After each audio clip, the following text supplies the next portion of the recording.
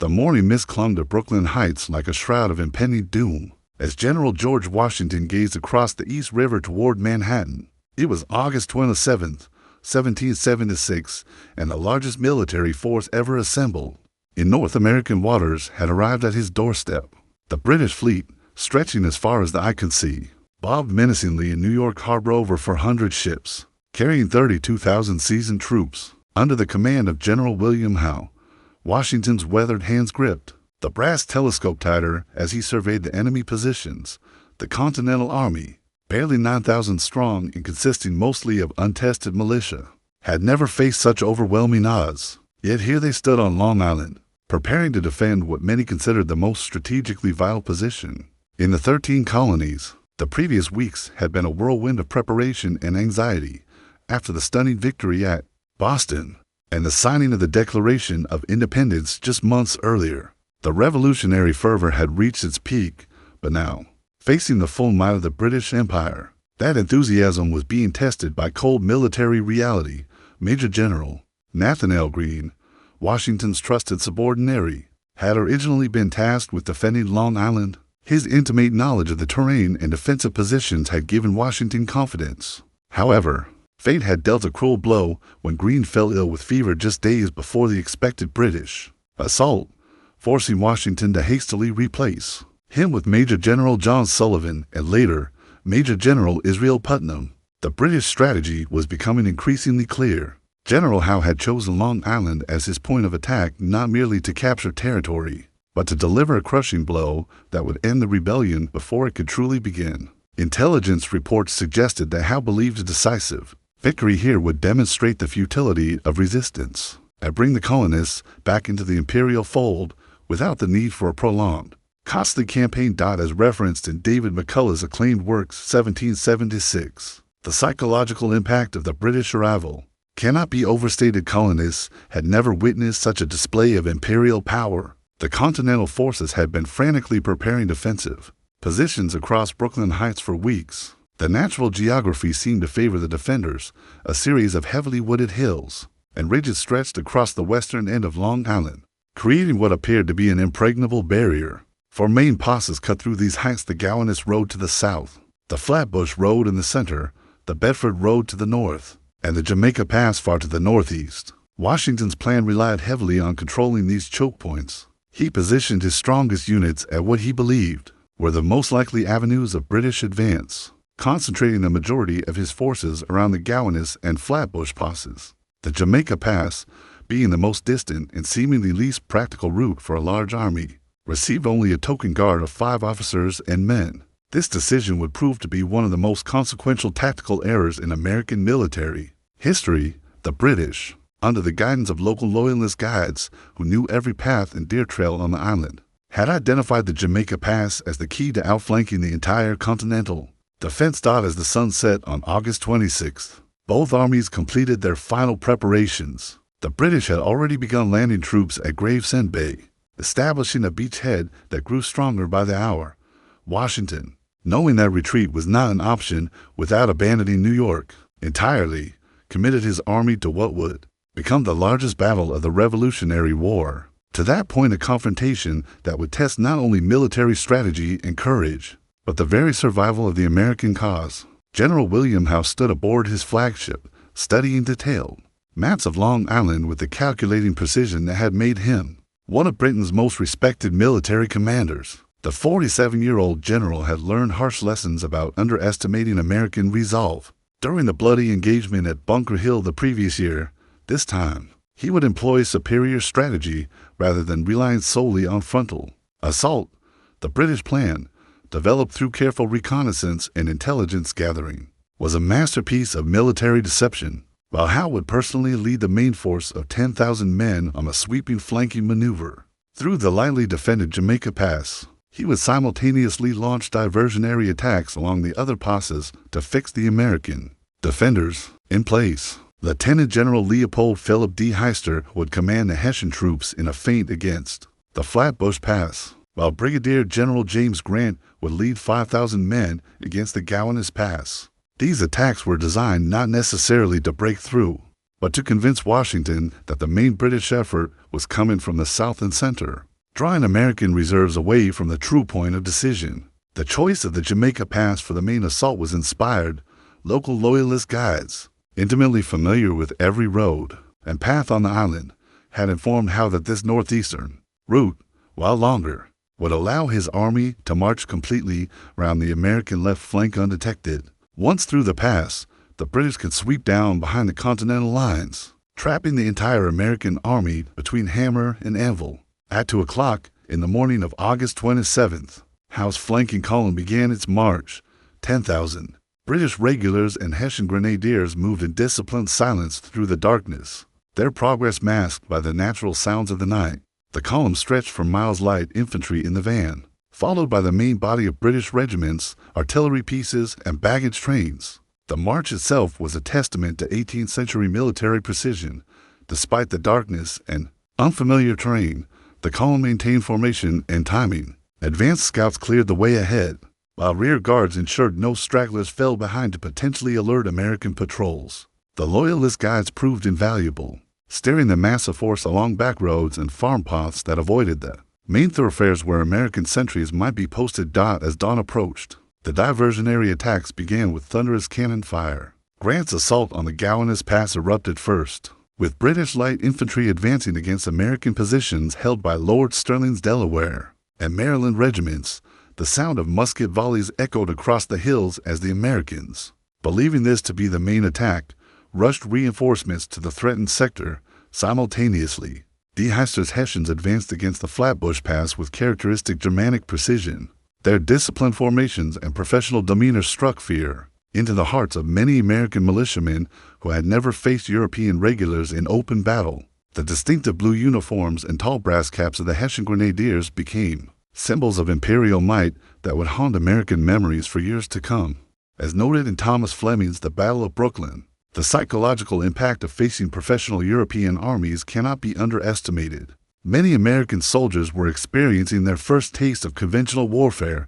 Meanwhile, Washington and his subordinate commanders took the bait completely, convinced that the main British effort was developing along the southern and central passes. They committed their reserves to reinforcing these sectors. Major General Sullivan, commanding the American left wing, remained focused on the immediate threats to his front, unaware that 10,000 enemy soldiers were marching unopposed around his flank. The Jamaica Pass itself was defended by only 5 men, a patrol so small it was incapable of offering meaningful resistance, or even providing adequate warning of the approaching disaster. When Howe's advance guard finally reached the pass at approximately 9 o'clock in the morning, these unfortunate sentries were quickly overwhelmed and captured before they could fire a single shot to alert their comrades.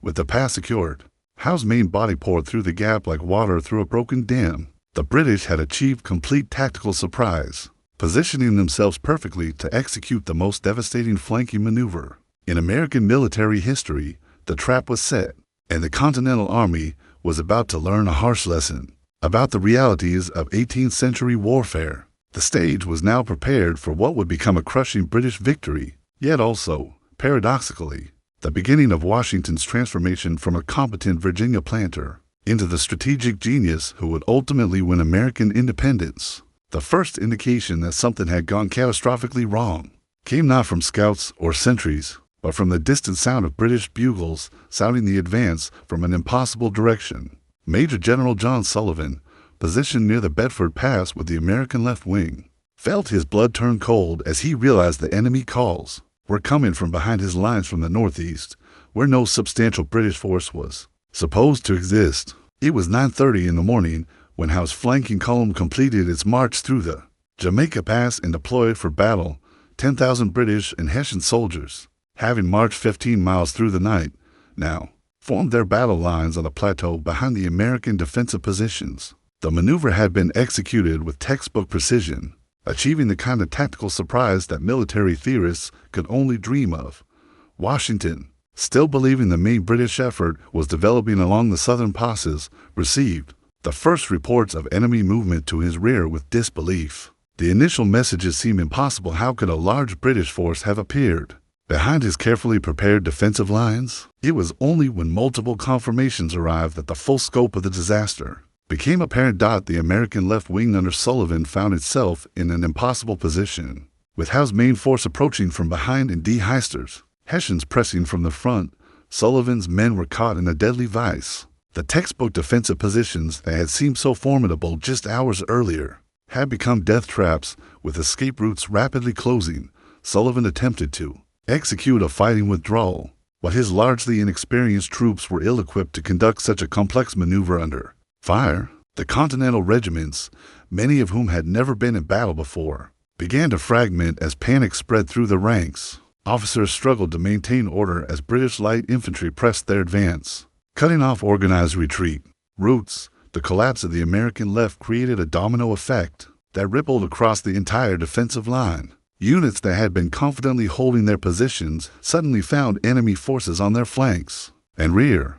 The carefully coordinated defense that Washington had planned dissolved into a series of desperate, isolated actions as individual regiments fought for survival. At the Flatbush Pass, Heister's Hessians pressed their attack with renewed vigor. As they realized the American line was crumbling, the professional German soldiers advanced with mechanical precision, their disciplined volleys cutting down militiamen who had never faced such deadly efficiency. The distinctive Hessian battle cry, "Der Feind, der Feind," became a harbinger of doom for the retreating Americans. According to historian Barnett Schechter in the Battle for New York, the collapse of American morale was as significant as the tactical defeat. Many soldiers simply abandoned their weapons and fled rather than face professional European troops. The most heroic resistance came at the Gowanus Pass, where Lord Sterling's Maryland and Delaware regiments fought with desperate courage against overwhelming odds. Sterling, realizing that the entire American army faced annihilation unless someone could buy time for an organized retreat, ordered his men to hold their ground at all costs. The Maryland 400, as they would be forever remembered, charged repeatedly against British positions that should have been impregnable. These brave men, mostly from Baltimore and the surrounding countryside, threw themselves against veteran British regiments with a fury born of desperation. They knew they were likely marching to their deaths, but they also understood that their sacrifice might save the Continental Army. Wave after wave of Marylanders advanced through withering British fire, their ranks thinning with each assault.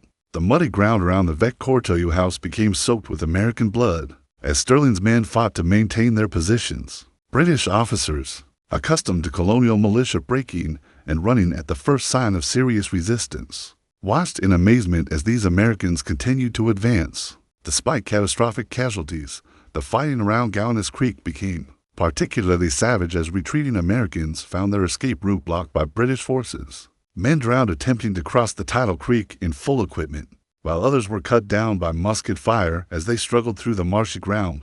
The creek, which has seemed like a minor geographic feature on military maps, became a killing ground that would haunt survivors for the rest of their lives. By noon, the Battle of Long Island had become a rout. The Continental Army was in full retreat toward the fortified positions on Brooklyn Heights, leaving behind hundreds of dead and wounded, along with most of their artillery and supplies. The British had achieved a victory more complete than even Howe's most optimistic projections had envisioned. Yet even in defeat, the seeds of future American success were being planted. Washington's army had not been completely destroyed, and the lessons learned in this bitter defeat would eventually transform the Continental forces into the disciplined army that would win independence at Yorktown 5 years later. As the American left wing collapsed under Howe's flanking maneuver, individual acts of heroism began to emerge from the chaos of defeat. The retreat toward Brooklyn Heights became a crucible that would forge some of the Continental Army's greatest legends, even as it tested the resolve of men who had never imagined they would face such overwhelming professional opposition. Lord Sterling, born William Alexander, but claiming a Scottish peerage that brought him his title, found himself commanding the critical rear guard action at the Gowanus Creek. The 50-year-old New Jersey aristocrat had spent years preparing for military command through study of European tactical manuals, but no amount of theoretical knowledge could have prepared him for the reality of conducting a fighting retreat against veteran British regulars. Sterling's immediate challenge was buying time for the main American force to reach the relative safety of the Brooklyn Heights fortifications, with Howe's flanking column approaching from the northeast and Grant's force pressing from the south. The window for organized retreat was closing rapidly. The only hope lay in holding key positions long enough for the bulk of Washington's army to escape the closing trap. The Maryland 400, formerly known as the 1st Maryland Regiment, stepped forward to accept what everyone understood was likely a suicide mission. These men, recruited from the finest families of Maryland and commanded by Major Mordecai Gist, had been among the best equipped and trained units in the Continental Army. Now they would prove that American citizen soldiers could match the courage of any professional army in the world.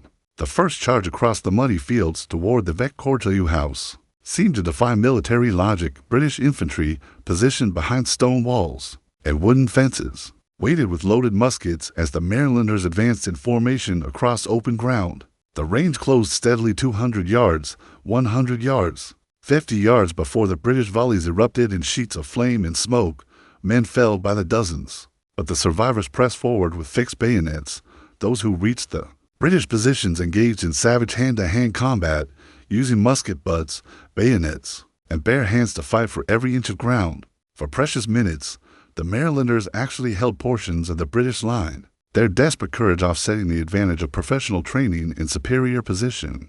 Major Gist rallied his men for a second assault, knowing that each attack, successful or not, bought additional time for their comrades to escape. The second charge met the same devastating reception as the first, but again the Marylanders reached the British positions. The cycle repeated itself 6 times, with each assault growing weaker as casualties mounted, but each also providing crucial minutes for the American retreat. As referenced in David Hackett Fisher's Washington's Crossing, the sacrifice of the Maryland 400 became one of the foundational myths of American military courage, inspiring generations of soldiers who would follow. Meanwhile, other units fought their own desperate actions across the collapsing American line. Colonel Samuel Atlee's Pennsylvania Regiment found itself completely surrounded near the village of Flatbush, forcing them to cut their way out through superior numbers of Hessian troops. The fighting was particularly vicious, as the Germans had been told that American rebels deserved no quarter. The retreat itself became a masterpiece of improvised military movement. Under the most adverse conditions, officers who had never commanded troops in battle suddenly found themselves responsible for conducting complex withdrawals. While under fire, non-commissioned officers, many of whom were veterans of frontier warfare, used their experience to guide inexperienced soldiers through terrain that seemed designed to favor the pursuing enemy. Captain Alexander Hamilton, serving as an artillery officer despite being barely 19 years old, distinguished himself by conducting a fighting retreat with his battery that saved both guns. And Cruz, the young West Indian immigrant, who would later become one of America's most influential founding fathers, displayed the coolness under fire that would characterize his entire career. The Hessian pursuit proved particularly relentless and professional.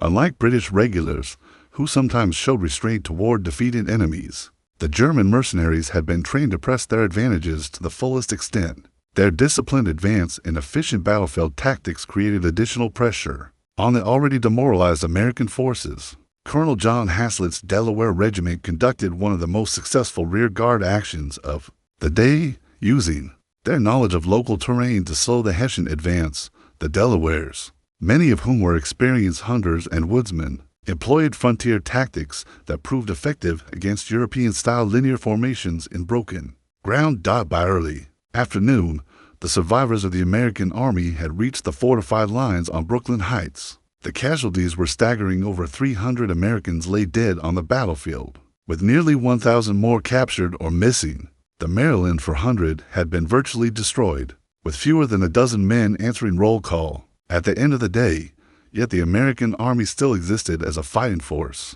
Washington's decision to fortify Brooklyn Heights had provided a refuge that allowed the Continental Army to survive its first major defeat.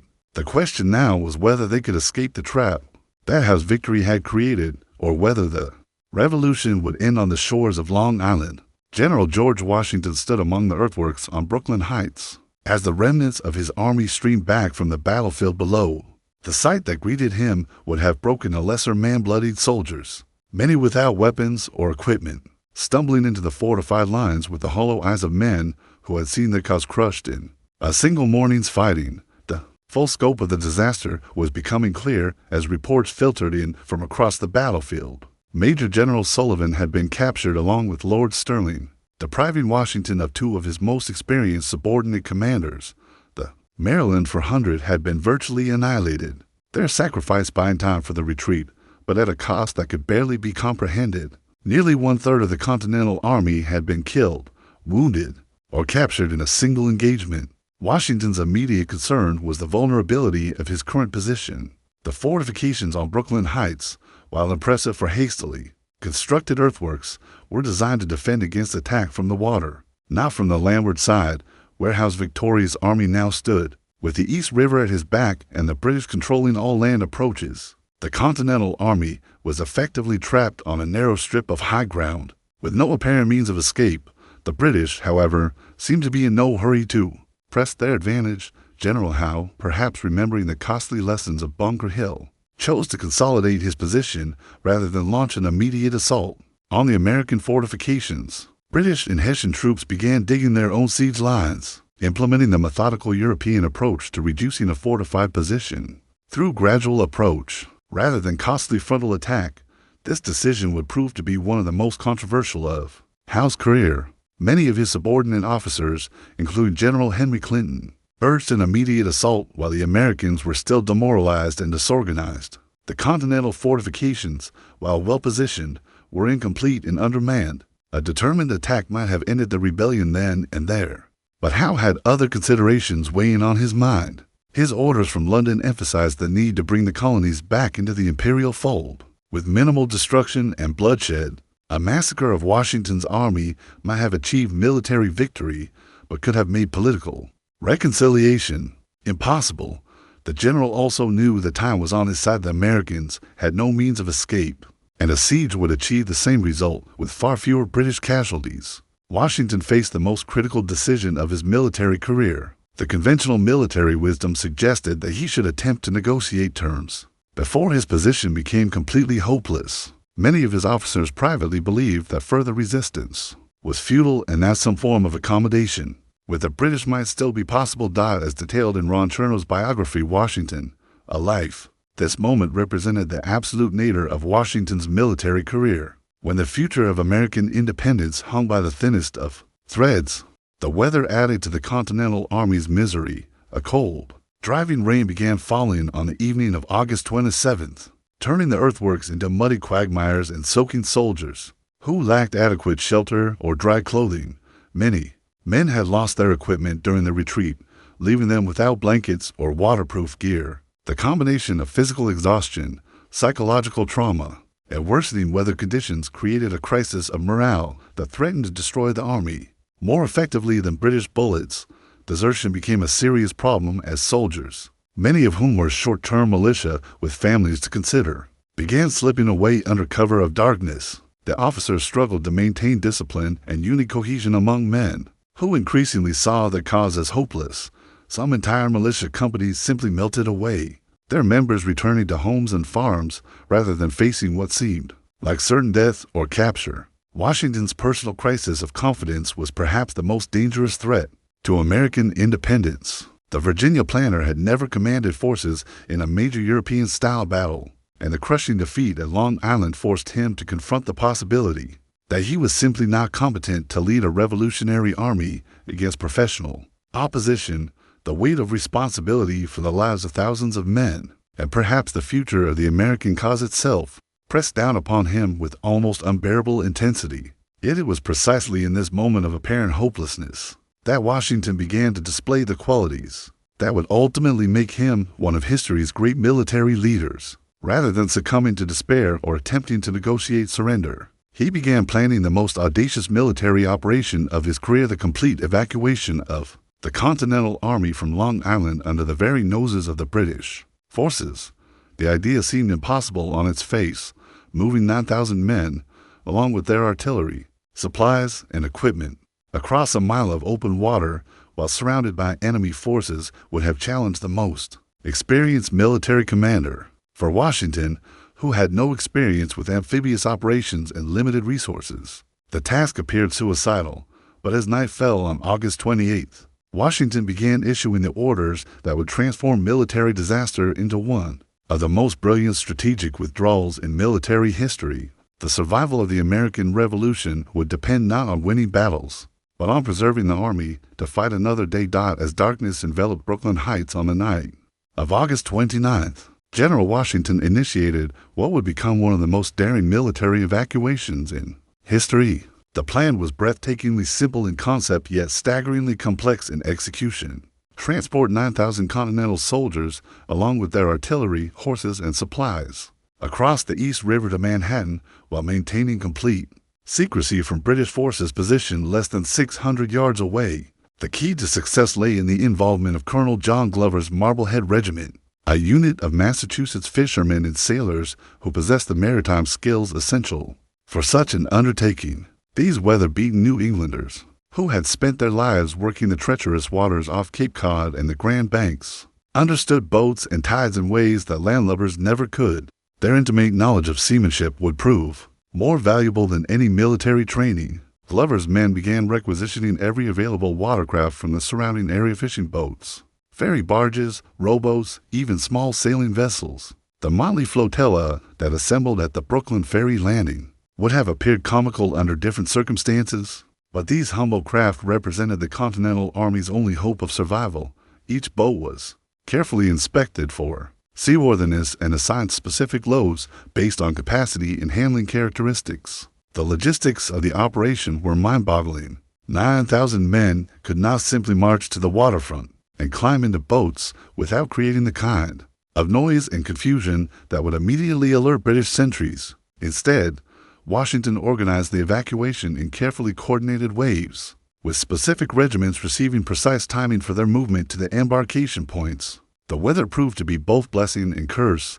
The same cold rain that had made the soldiers miserable also provided crucial concealment, muffling sounds and reducing visibility that helped hide the evacuation from British observers. However, the choppy waters and strong winds made boat handling significantly more dangerous, particularly for overloaded craft carrying soldiers who could not swim. Washington personally supervised the operation from the ferry landing, remaining at his post throughout the night to ensure that no unit was left behind. The general's presence had an electrifying effect on the troops, many of whom had assumed they were doomed to death or capture. Seeing their commander calmly organizing their escape restored confidence that the cause was not yet lost. As documented in Benjamin Talmadge's memoir, Memoir of Colonel Benjamin Talmadge, the evacuation represented a masterpiece of military improvisation under the most adverse circumstances imaginable.